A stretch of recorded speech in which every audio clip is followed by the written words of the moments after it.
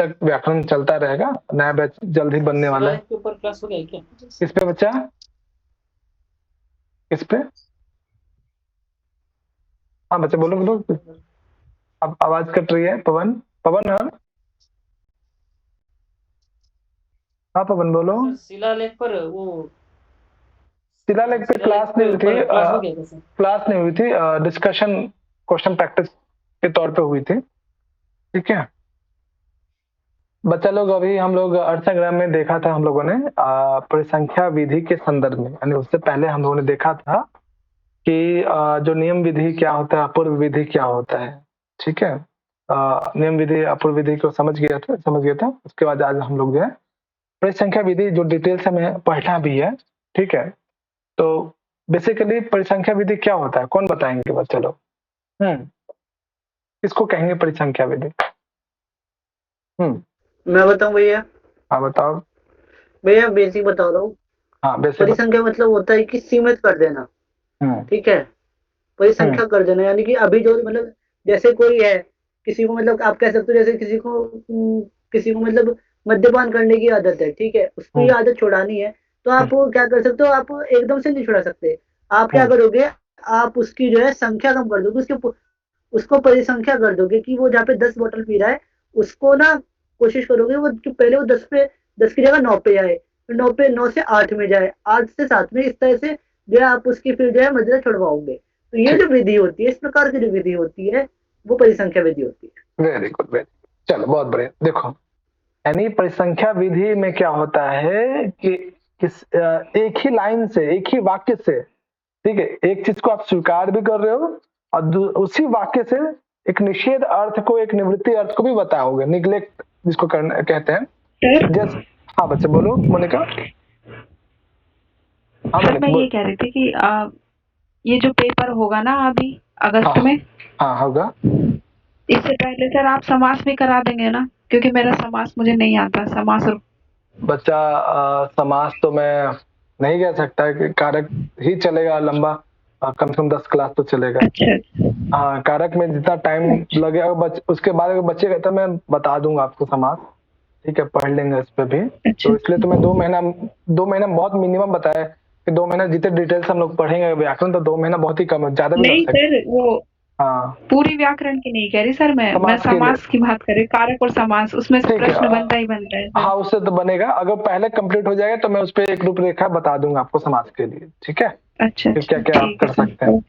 Okay हाँ बच्चे देखो परिसंख्या का मतलब क्या है कि अगर मैंने आपको बोला है कि सिर्फ प्रभात को ही आना है, ये एक वाक्य बोला मैंने, आप लोगों में से जितने 18-20 बच्चे हैं इसमें, उनमें से मैंने एक वाक्य बोला कि सिर्फ इस समय प्रभात को मेरे घर आना है, प्रभात को ही घर आना है।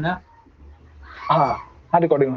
ठीक है तो बच्चा लोग इस वाक्य को सुनने के बाद आपको क्या महसूस हो रहा है कि सिर्फ प्रभात को ही आना है, इसमें मतलब प्रभात को स्वीकार किया जा रहा है। ठीक है यानी किसी एक को बुलाया जा रहा है, बाकी उसी में एक अन्य अर्थ क्या दिखाई दे रहा है आपको?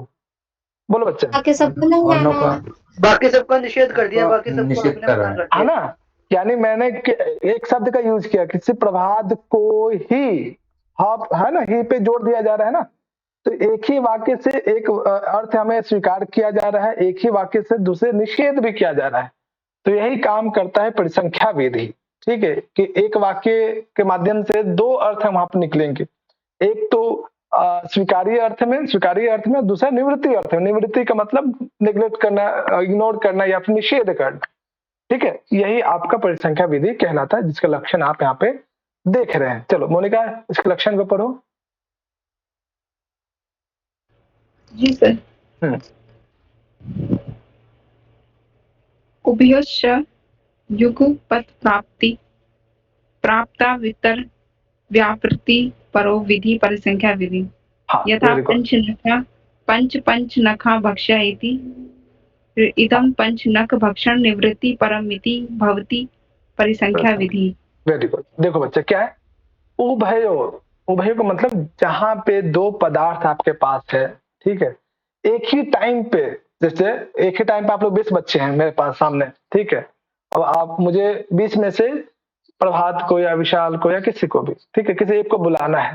ठीक है जैसे यहाँ पे उभयो यानी एक ही समय पे युगपत, ठीक है, दोनों दो पदार्थ एक साथ उपलब्ध हो रहे हैं, ठीक है, उनमें से मुझे चाहिए कि नहीं, मुझे एक को स्वीकार करना, बाकी को नेग्लेक्ट कर देना, हटा देना अभी फिलहाल के लिए, ठीक है। तो उभयोश्च युगपत प्राप्ति अवितर व्यावृत्त्यो परो। पर का मतलब क्या होता है बच्चा? पर का मतलब दूसरा, दूसरे, बाद का दूसरा या बाद, दूसरे को क्या, इतर, ठीक है, अवितर व्यावृत्ति पर है, उन दोनों में से जो साथ एक साथ उपलब्ध हो रहे हैं पदार्थ, जो भी, चाहे अंग हो सकता है, यज्ञ का अंग हो सकता है, कुछ भी द्रव्य इत्यादि, उनमें से एक को स्वीकार करना और एक को निवृत्त कर देना, हटा देना, दूसरे को हटा देना है। तो ऐसी विधि जो हमें ये कंफर्म कराती, जो बताती है कि दोनों में से किसी एक को क्या स्वीकार करना है और उनमें से दूसरे को क्या करना, हटा देना है, निषेध कर देना है। तो ऐसी विधि परिसंख्या विधि कहलाती है। जैसे इसका एग्जाम्पल, पंच पंच नखा भक्षया, ठीक है, एक सामान्य अर्थ जो शास्त्र इस ग्रंथ में दिया वो, और जो अभी हमने लौकिक एग्जाम्पल लिया था प्रभात वाला, वो दोनों एक ही मतलब है कि पांच जीव, पंच मतलब पांच जीव, पंच नखा भक्षय, यानी पांच नाखून वाले ऐसे जीव, जो पांच जीव है वही भक्षण करने योग्य है, खाने योग्य है, ठीक है। तो इससे दो बातें निकल रही है, यानी एक तो हमें ये पता चल रहा है कि पांच जीव को ही खाने योग्य है या खाना चाहिए, एक तो ये अर्थ है। दूसरा अर्थ ये भी निकल रहा है कि जिसके पांच नाखून नहीं है, ऐसे जीवों का निषेध है, ऐसे जीवों को खाना नहीं चाहिए, ये भी अर्थ आ रहा है। तो जो इस तरह का भाव या अर्थ को बताता है वह विधि परिसंख्या विधि कहलाता है। इसी बात को नीचे कि इदम पंच नख भक्षण, इसमें जो पांच नाखून वाले जो पांच जीव है उसका भक्षण करना चाहिए, ऐसी बात कही जा रही है। निवृत्ति परम इत्या, और इससे इतर जो कुछ भी है, भवती थी, इससे इतर जो कुछ भी है उसका भक्षण नहीं करना चाहिए, यही क्या है, परिसंख्या विधि कहलाता है। हाँ, ये परिसंख्या विधि समझ में आया? कोई समस्या, कोई डाउट परिसंख्या विधि को समझने में? नहीं सर, है ना? अब नहीं भैया। हाँ, अब ये जो परिसंख्या विधि है दो प्रकार का होता है, ठीक है ना। कई बार आपको डायरेक्टली पता चल जाता है कि अच्छा मुझे मना किया जा रहा है, जैसे मैंने अभी बोला कि प्रभात को ही आना चाहिए, ठीक है। कई बार जो डायरेक्टली आपको पता चल जाएगा कि इसका सामने वाले कह क्या रहा है, ठीक है ना। कई बार आपको लक्षण सब शक्ति का प्रयोग करना पड़ता है ना। ये जो परिसंख्या विधि है ये दो प्रकार की, ठीक है। एक तो श्रुति परिसंख्या, दूसरा लाक्षणिकी परिसंख्या विधि कहलाता है, ठीक है। ध्यान रखना है कि परिसंख्या विधि के दो भेद हैं, एक श्रौती परिसंख्या, दूसरा लाक्षणिकी परिसंख्या। इसके जो है आपको जो है क्या याद रखना है, एग्जाम्पल याद रखना है, ठीक है, दोनों का। ये यहाँ पे कहते हैं कि श्रोति परिसंख्या वो होता है जिसके सुनने मात्र से आपको ज्ञान हो जा रहा है कि अच्छा मुझे मना किया जा रहा है कि जो है प्रभात आपको आप आओ, बाकी जो है नहीं आए, ठीक है। स्पष्ट रूप से, जहां पर स्पष्ट रूप से ये पता चल जाए कि किससे स्वीकार किया जा रहा है, किससे मना किया जाए, तो श्रोत यानी सुनने मात्र से ही, श्रवण मात्र से ही आपको ज्ञान हो जाए उसका अर्थ वो क्या, वो कौन सी विधि की बात की जा रही है, वो श्रोति कहलाए। लाक्षणिकी परिसंख्या क्या, जहां पर लक्षणा शब्द शक्ति के माध्यम से ये अर्थ निकालना पड़ जाए कि जहाँ की किसकी निवृत्ति या किसे निषेध किया जा रहा है, वो लक्षणा नामक या फिर लाक्षणिक नामक परिसंख्या विधि कहलाता है। ये आपको एग्जाम ये डिटेल से बताया, आपको बस सिर्फ एग्जाम्पल याद रखना है। जैसे श्रोति वाला का जो एग्जाम्पल है, ये अत्र ही एव अंति, ये जो है श्रोति परिसंख्या का एग्जाम्पल है। और दूसरा जो पंच पंच नखा भक्ष्य है, ये लाक्षणी है, ठीक है। यानी यहाँ पर लक्षणा शक्ति के माध्यम से आपको अर्थ निकालना पड़ रहा है कि अच्छा पांच जीवों को खाना चाहिए, खाने योग्य, अर्थात इसके अतिरिक्त जो पांच जीव, इसके अतिरिक्त जो जीव है पांच नाखून वाले, इनका भक्षण नहीं करना चाहिए, ठीक है। ये क्या लाक्षणिकी नामक जो परिसंख्या विधि है। तो दोनों के जो एग्जाम्पल याद रखिएगा। तो इसमें आप देख रहे हैं अत्र एव आपंति, यहाँ पे जो है सिर्फ और सिर्फ सोम देवता संबंधी ही मंत्रों का पाठ करना चाहिए। तो यहाँ पे एव शब्द किसको बता रहे हैं? अत्र ही एव आपंति, जैसे मैंने हिंदी में बोला कि प्रभात को ही आना चाहिए, इसी चीज को यहाँ पे एक यज्ञ से संबंधित जोड़ के अत्र एव आपंति, यहाँ पे हाँ सुनने मात्र से कि इसका हाँ यहाँ पे सामान्य अर्थ क्या है कि अब यहाँ पे सिर्फ सोम याज या सोम मंत्र याज से संबंधित मंत्रों का पाठ करना चाहिए। तो इसका मतलब क्या होगा कि सोम याज से संबंधित जो मंत्र है उनके अतिरिक्त जो भी मंत्र उनको बिल्कुल नहीं करना है, यानी यहाँ पे नॉर्मल श्रवण मात्र से आपको ग्रहण हो जा रहा है, ठीक है ना। तो ये हो गया श्रोत्री नामक परिसंख्या विधि। और दूसरा पंच नखा भक्ष्य, ये जो है लाक्षणिक यानी लक्षणा सब शक्ति के माध्यम से आपको वहां पे अन्य जो जीव हैं उनकी निवृत्ति आप कर पा रहे हैं, तो वो लाक्षणिक नामक परिसंख्या विधि कहलाता है। लेकिन एक चीज और इसमें ऐड करना है कि जो लाक्षणिकी नामक परिसंख्या विधि है, ठीक है, इसमें 3 प्रकार के दोष हो जाते हैं, ठीक है। परिसंख्या विधि थोड़ा बड़ा है, ध्यान से इसमें कहीं कंफ्यूजन हो तो पूछिएगा दोबारा भी। ये जो लाक्षणिकी नामक परिसंख्या विधि है इसमें 3 प्रकार के दोष होते हैं। पहला, ठीक है, श्रुत हानि, दूसरा अश्रुत कल्पना और तीसरा प्राप्त बाद है, ठीक है। चलिए इसमें डायग्राम बना है कि नहीं? नहीं, डायग्राम नहीं बना है, डायग्राम बना दूंगा, इसमें ऐड कर दूंगा आप लोग को, ठीक है। तो बच्चा लोग अभी हमने पढ़ा है कि परिसंख्या विधि का डेफिनेशन, परिसंख्या विधि का एग्जाम्पल, परिसंख्या विधि के कितने प्रकार होते हैं, श्रोती परिसंख्या विधि का क्या एग्जाम्पल है, लाक्षणिक परिसंख्या विधि का क्या एग्जाम्पल है, ये देखा। फिर हमने देखा कि जो परिसंख्या विधि का जो दूसरा भेद है लाक्षणिकी, इसमें 3 प्रकार के दोष होते हैं, ठीक है, श्रुत हानि, अश्रुत कल्पना और प्राप्त बाद। यहाँ तक किसी को कोई प्रॉब्लम या फिर कोई कंफ्यूजन पूछ सकते हो आप लोग? बोलो बच्चा। हाँ बच्चा लोग, समझ आ गया भैया। समझ में आ गया ना। अब यहाँ पे प्राप्तवाद वो क्या होता है? हम लोग पढ़ेंगे, अभी देखेंगे। देखो, पहला दोष जो है श्रुत हानि, ठीक है। देखो यहाँ पे, चलो संदीप पढ़िए इसको, ऊपर वाले कोटेशन मतलब। हाँ सर। दोषत्रयञ्च श्रुतो हानिरो अश्रुत कल्पना प्राप्तवाधुश्चेति। आगे तदुक्तं श्रुतार्थस्य परित्यागात् अश्रुतार्थ प्रकल्पात् प्राप्तस्य। हाँ देखो यहाँ पे क्या है कि 3 प्रकार के दोष होते हैं, एक श्रुत हानि, एक अश्रुत कल्पना और एक तीसरा प्राप्त बाद। इन तीनों में से जो पहला है श्रुत हानि, कि जो आपने सुना, ठीक है, उसके मुख्य अर्थ को छोड़ दीजिए, ठीक है, वो आपको श्रुत हानि कहलाया। अश्रुत दूसरा है अश्रुत कल्पना, जो आपने नहीं सुना, ठीक है, उसकी कल्पना करनी चाहिए, ये दूसरा दोष हो जाता है। तीसरा प्राप्त बाद, इसमें क्या होता है कि जो स्वभावतः जो प्राप्त हो रहा है उसको छोड़ दो। तो ये 3 प्रकार के दोष होते हैं। एग्जाम्पल के थ्रू हम लोग समझते हैं कि जैसे मैंने आपको कहा, यहाँ पे आप देख सकते हैं जो श्रुत से पंच नख भक्षण से हानात। अब ये जो है पंच नख भक्षण, 5 नाखून वाले जो है भक्षण करने योग्य है।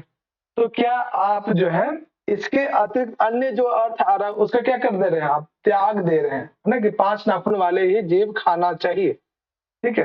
तो ये क्या अश्रुत हानि, जो आपने सुना, ठीक है, श्रुत हानि, ठीक है, श्रुत यानी जो आपने सुना उसको त्याग कर देना बिल्कुल, के पंच नख भक्षण यानी 5 जीवों का ही भक्षण करने योग्य है। ये जब विधि वाक्य आप जब सुनते हैं तो आपको लगता है कि अच्छा, इसके अतिरिक्त जो है अन्य जो चीजें वो त्याग करने यानी इसकी हानि यानी त्याग करने के योग्य है। तो एक प्रकार के ये दोष, यानी जब आप परिसंख्या विधि के वाक्यों को सुनेंगे तो 3 प्रकार के दोष आपको उसमें दिखाई देगा। पहला है श्रुतानि, कल मैं डायग्राम भी बना दूंगा आप लोग को कि श्रुतानि का क्या डायग्राम होगा, अन्य जो दोष है उसमें क्या डायग्राम बनेगा। मैं भी डायग्राम में शायद छूट गया मेरी तरफ से, इसको ऐड करूंगा आप लोग को कल भी। तो श्रुतानि में क्या होगा, जो आप सुनोगे उसको त्यागना पड़ेगा, ठीक है, उस अर्थ विशेष को त्यागना पड़ेगा, तो श्रुतानि बनेगा। अश्रुत कल्पना क्या है कि अपंच नख भक्षण निवृत्ति, ये अश्रुत कल्पना है, ठीक है। तो बच्चे लोग इसके जब आप संधि विच्छेद करेंगे, अपंच, शायद यहाँ पे होगा भी,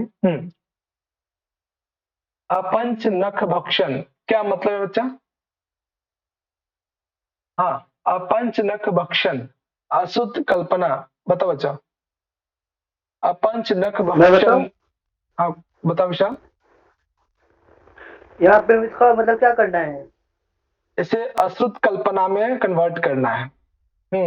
इसके हिंदी बताना है आपको। अच्छा। पहले पहले हिंदी बताइए। वर्ड। हाँ। आप जैसे पहले आपने पढ़ा है पंच नख भक्षण के 5 जीव खाने योग्य, उसमें अ लग गया, नया समास हो गया। जी। तो पंच नख भक्षण निवृत्ति क्या मतलब है? आप वंश लक्षण निवृत्ति का मतलब है कि जो मतलब 5 नखों से भिन्न है।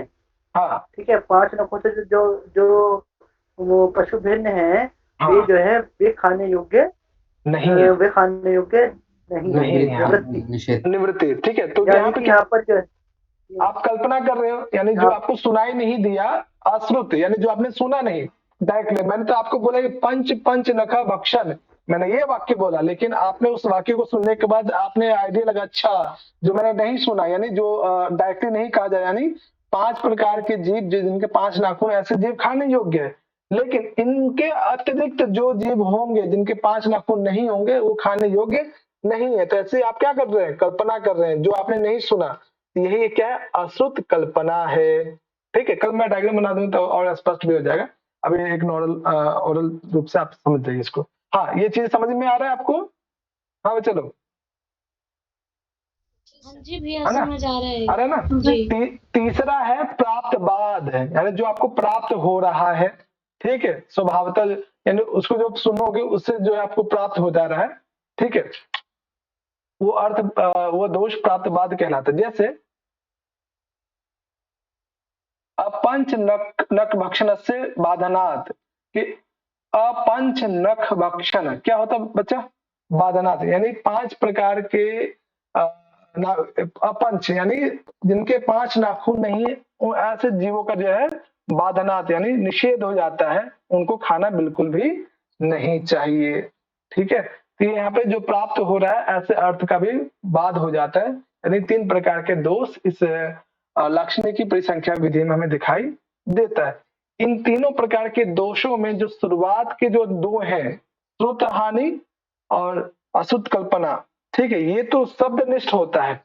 ठीक है, शब्द पे डिपेंड करता है। लेकिन जो लास्ट वाला होता है वो अर्थनिष्ठ, अर्थ पे डिपेंड करता है। ठीक है, तो ये ध्यान रखिएगा। आगे हम लोग कल देखेंगे इसको डायग्राम के थ्रू, ताकि और क्लियर हो जाए। ये चीजें काफी इंपॉर्टेंट है और कई बार एग्जाम में पूछा गया। शुरुआत के जो 2 दोष हैं, ठीक है, फर्स्ट और सेकंड, ये जो है वो शब्दनिष्ठ होते हैं, और लास्ट वाला जो है अर्थनिष्ठ होता है।